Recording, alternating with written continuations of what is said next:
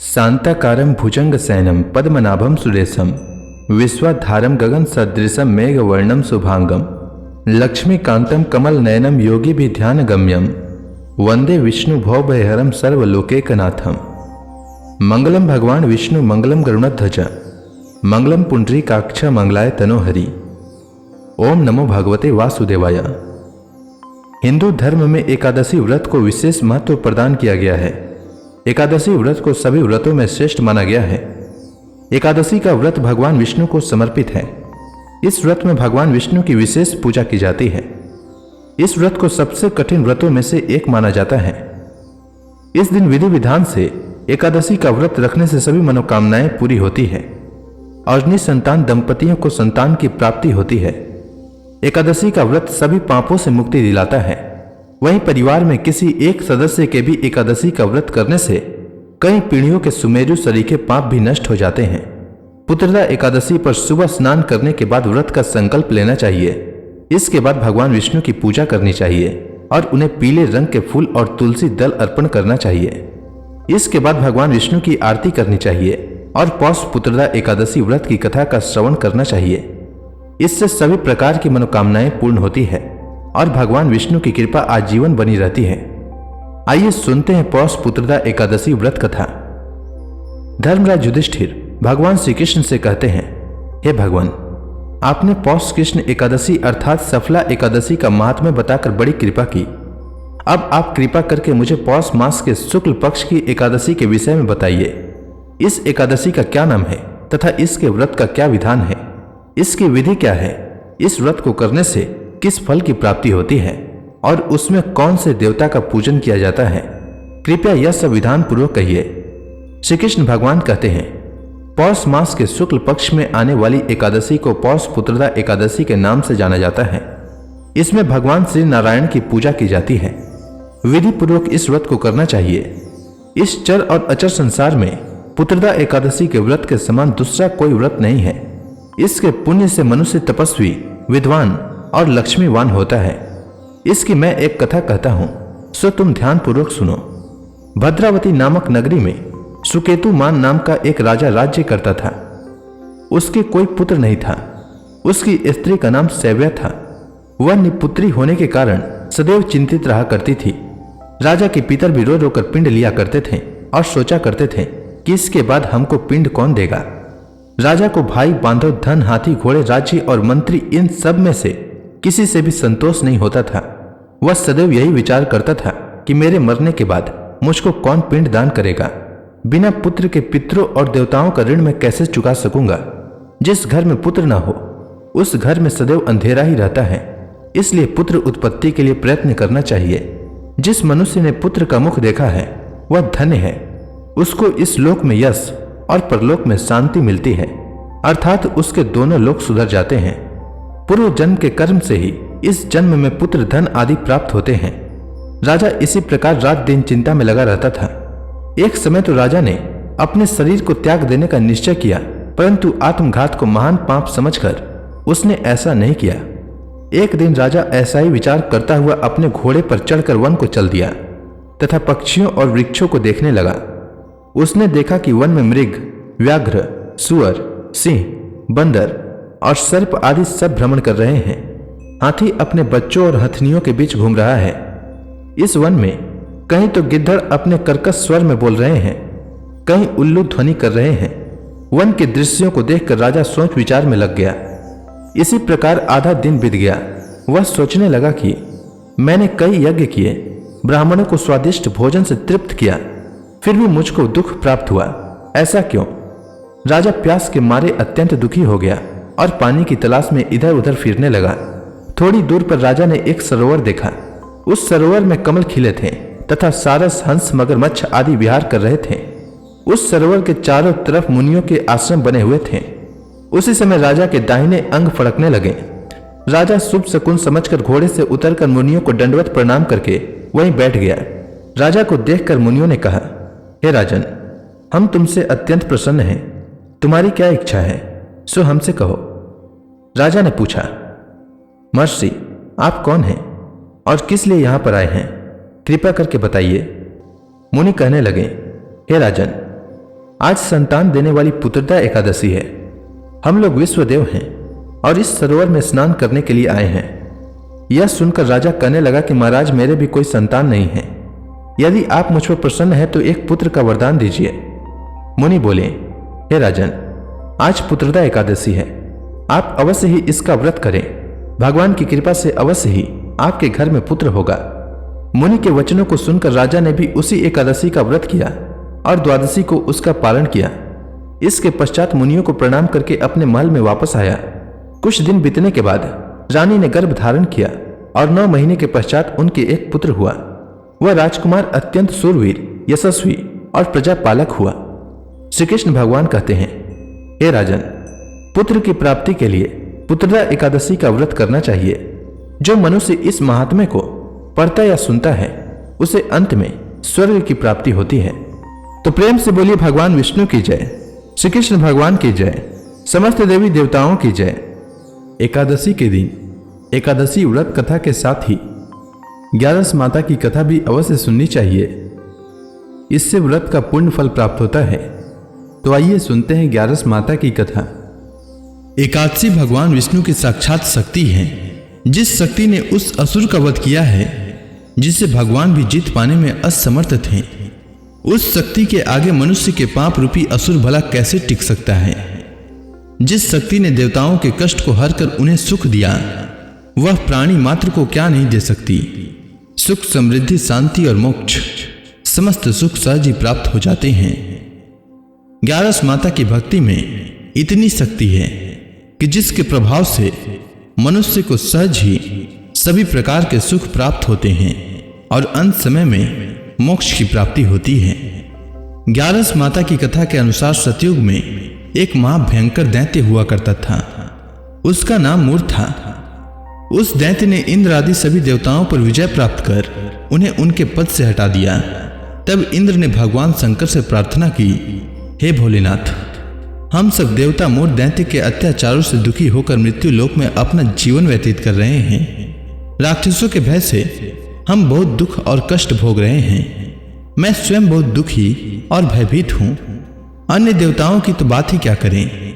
अतः हे कैलाशपति, कृपा कर आप मूर दैत्य के अत्याचार से बचाने का उपाय बताइए। देवराज इंद्र के प्रार्थना सुनकर भगवान शंकर ने कहा, हे देवेंद्र, आप भगवान श्री विष्णु के शरण में जाइए। मधु कैटभ का संहार करने वाले भगवान विष्णु देवताओं को अवश्य ही इस भय से मुक्त करेंगे। भगवान शंकर के आदेश का पालन करते हुए इंद्र तथा अन्य देवता क्षीर सागर गए, जहां पर भगवान श्री विष्णु शेष शैया पर विराजमान थे। इंद्र सहित सभी देवताओं ने भगवान विष्णु को देखा और उनके समक्ष उपस्थित होकर उनकी स्तुति करने लगे। वे कहने लगे, हे तीनों लोकों के स्वामी, आप स्तुति करने योग्य हैं। हम सभी देवताओं का आपको कोटि कोटि प्रणाम है। हे दैत्यों के संहारक, हम आपकी शरण में हैं, आप हमारी रक्षा करें। हे त्रिलोकपति, हम सभी देवता दैत्यों के अत्याचार से भयभीत होकर आपकी शरण में आए हैं। इस समय दैत्यों ने हमें स्वर्ग से निकाल दिया है और हम सभी देवता बड़ी ही दयनीय स्थिति में मृत्यु लोक में विचरण कर रहे हैं। अब आप ही हमारे रक्षक हैं, हमारी रक्षा करें। हे जगन्नाथ, आप हमारी रक्षा करें। देवताओं की करुण पुकार सुनकर भगवान श्री विष्णु बोले, हे देवगणों, वह कौन सा दैत्य है जिसने देवताओं को जीत लिया है। आप सभी देवगण किसके भय से पृथ्वी लोक में भटक रहे हैं। क्या वह दैत्य इतना बलवान है जिसने इंद्र सहित सभी देवताओं को जीत लिया है। तुम निर्भय होकर मुझे सब हाल बताओ। भगवान विष्णु के इस स्नेहमयी वचनों को सुनकर देवेंद्र ने कहा, हे प्रभु, प्राचीन काल में ब्रह्म वंश में उत्पन्न हुआ नाड़ी जंगम नाम का एक असुर था, जिसका मूर नामक एक पुत्र है, जो चंद्रवती नामक नगरी में निवास करता है, जिसने अपने बल से मृत्यु लोक और देवलोक को जीत लिया है और सब देवताओं को देवलोक से निकालकर अपने दैत्य कुल के असुरों को इंद्र, अग्नि, यम, वरुण और चंद्रमा आदि सभी को लोकपाल बना दिया है। वह स्वयं सूर्य बनकर पृथ्वी को तापता है और स्वयं मेघ बनकर जल की वर्षा करता है। अतः आप इस बलशाली भयानक असुर का संहार करके देवताओं की रक्षा करें। देवेंद्र के मुख से ऐसे वचन सुनकर भगवान विष्णु बोले, हे देवताओं, मैं आपके शत्रु का शीघ्र ही संहार करूंगा। आप सभी इसी समय मेरे साथ चंद्रवती नगरी चलिए। देवताओं की पुकार पर भगवान विष्णु तुरंत ही उनके साथ चल दिए। उधर दैत्यराज मूर ने अपने तेज से जान लिया था कि श्री विष्णु युद्ध की इच्छा से उसकी राजधानी में आ रहे हैं। अतः अपने राक्षस योद्धाओं के साथ वह भी युद्ध भूमि में आकर गरजने लगा। देखते ही देखते युद्ध शुरू हो गया। युद्ध शुरू होने पर अनगिनत असुर अपने अस्त्र शस्त्रों को धारण कर देवताओं से युद्ध करने लगे, किंतु देवता तो पहले ही डरे हुए थे। वह अधिक देर तक राक्षसों का सामना न कर सके और भाग खड़े हुए। तब भगवान विष्णु स्वयं युद्ध भूमि पर आ गए। दैत्य पहले से भी ज्यादा जोश में भरकर भगवान विष्णु से युद्ध करने लगे। वे अपने अस्त्र शस्त्रों से उन पर भयानक प्रहार करने लगे। दैत्यों के आक्रामक वारों को श्री हरि विष्णु अपने चक्र और गदा के प्रहारों से नष्ट करने लगे। इस युद्ध में अनेक दैत्य सदा के लिए मृत्यु की गोद में समा गए, किंतु दैत्यराज मूर भगवान विष्णु के साथ निश्चल भाव से युद्ध करता रहा। उसका तो जैसे अभी बाल भी बांका नहीं हुआ था। वह बिना डरे युद्ध कर रहा था। भगवान विष्णु मूर को मारने के लिए जिन जिन शस्त्रों का प्रयोग करते वे सब उसके तेज से नष्ट होकर उस पर पुष्पों के समान गिरने लगते। अनेक अस्त्र शस्त्रों का प्रयोग करने पर भी भगवान विष्णु उससे जीत न सके। तब वे आपस में मल्ल युद्ध करने लगे। भगवान श्री विष्णु उस असुर से देवताओं के लिए सहस्त्र वर्षों तक युद्ध करते रहे, किंतु उस असुर से न जीत सके। अंत में भगवान विष्णु शांत होकर विश्राम करने की इच्छा से बद्रिकाश्रम स्थित 38 कोस लंबी एक द्वार वाली हेमवती नाम की एक गुफा में प्रवेश कर गए। उस गुफा में भगवान ने शयन किया। भगवान विष्णु के पीछे पीछे वह दैत्य भी चला आया था। भगवान श्री विष्णु को सोता देखकर वह दैत्य उन्हें मारने को तैयार हुआ। वह सोच रहा था कि आज मैं अपने चीर शत्रु को मारकर हमेशा हमेशा के लिए निष्कंटक हो जाऊंगा, परंतु उसकी यह इच्छा पूर्ण न हो सकी, क्योंकि उसी समय भगवान विष्णु की देह से दिव्य वस्त्र धारण किए एक अत्यंत मोहिनी कन्या उत्पन्न हुई और राक्षस को ललकार कर उससे युद्ध करने लगी। उस कन्या को देखकर राक्षस को घोर आश्चर्य हुआ और वह सोचने लगा कि यह ऐसी दिव्य कन्या कहां से उत्पन्न हुई, और फिर वह असुर उस कन्या से लगातार युद्ध करता रहा। कुछ समय बीतने पर उस कन्या ने क्रोध में आकर उस दैत्य के अस्त्र शस्त्रों को टुकड़े टुकड़े कर दिए। अब तो उस दैत्य को बड़ा ही क्रोध आया और वह सारी मर्यादाएं भंग करके उस कन्या से मल्ल युद्ध करने लगा।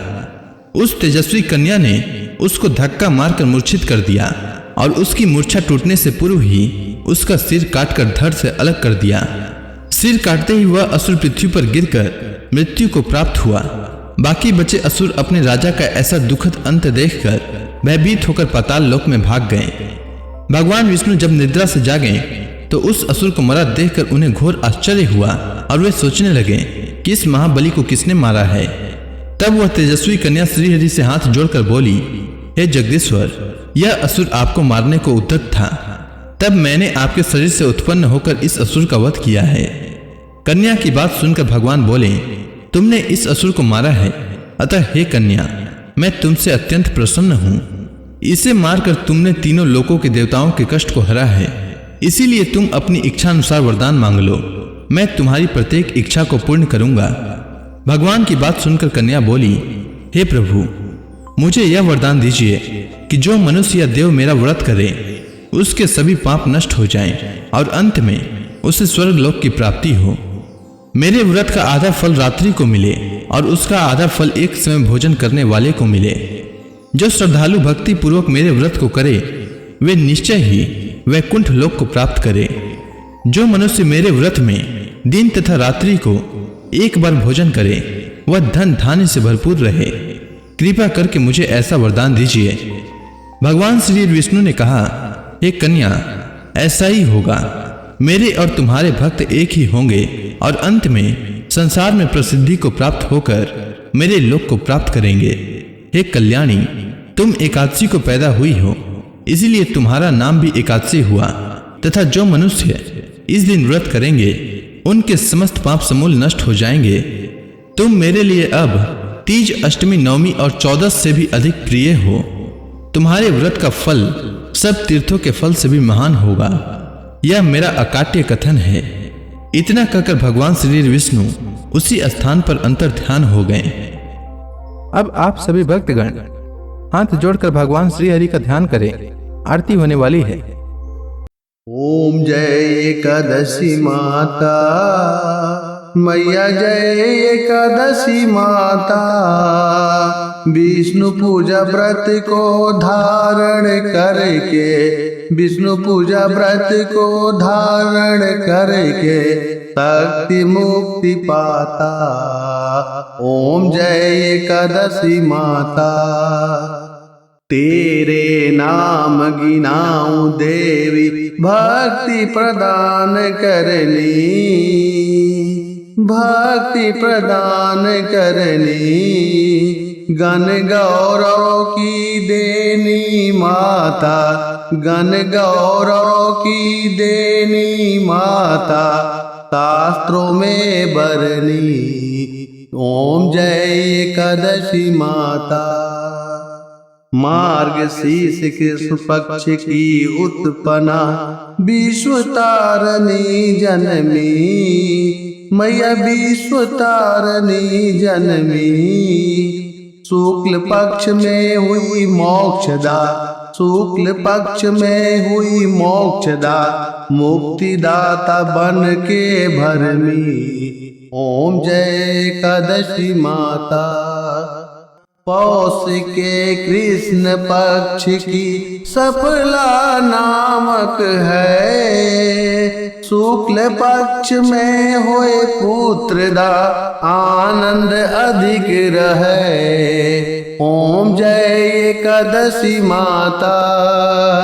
नाम सटतिला माघ मास में कृष्ण पक्ष आवे, मैया कृष्ण पक्ष आवे। शुक्ल पक्ष में जया कहावे, शुक्ल पक्ष में जया कहावे, विजय सदा पावे। ओम जय एकादशी माता। विद्या फाल्गुन कृष्ण पक्ष में शुक्ला अमला की, मैया शुक्ला अमला की। पाप मोचनी कृष्ण पक्ष में चैत्र महाबली की। ओम जय एकादशी माता। चैत्र शुक्ल में नाम कामदा, धन देने वाली, मैया धन देने वाली। नाम बरूथनी कृष्ण पक्ष में बैसाख माहवाली। ओम जय एकादशी माता। शुक्ल पक्ष में होए मोहिनी, अपराज्येष्ठ कृष्ण पक्षी, मैया अपराज्येष्ठ कृष्ण पक्षी। नाम निर्जला सब सुख करने, शुक्ल पक्ष रखी। ओम जय एकादशी माता। योगिनी नाम आषाढ़ में जानो, कृष्ण पक्ष करनी, मैया कृष्ण पक्ष करनी। देव सैनी नाम कहायो, शुक्ल पक्ष धरनी। ओम जय एकादशी माता। कामिका श्रावण मास में आवे, कृष्ण पक्ष कहिए। श्रावण शुक्ला होए पवित्रा, आनंद से रहिए। ओम जय एकादशी माता। अजा भाद्रपद कृष्ण पक्ष की परिवर्तनी शुक्ला, मैया परिवर्तनी शुक्ला। इंद्राश्विन कृष्ण पक्ष में व्रत से भवसागर निकला। ओम जय एकादशी माता। पापांकुशा है शुक्ल पक्ष में आप हरणहारी, मैया आप हरणहारी।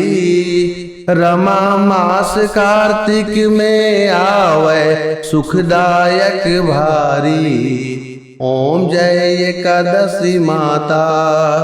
देवोत्थान शुक्ल पक्ष की दुख नाशक मैया, पावन मास में करूं विनती, पार करो नैया।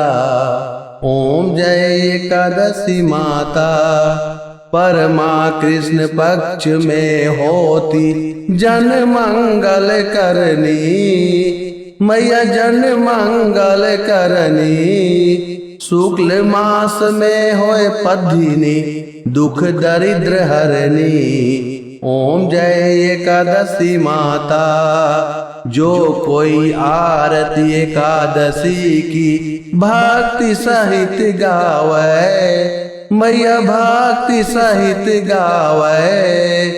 जन गुरु दिता स्वर्गवासा, निश्चय वह पावे। ओम जय एकादशी माता। तो प्रेम से बोलिए विष्णु भगवान की जय, माता लक्ष्मी की जय।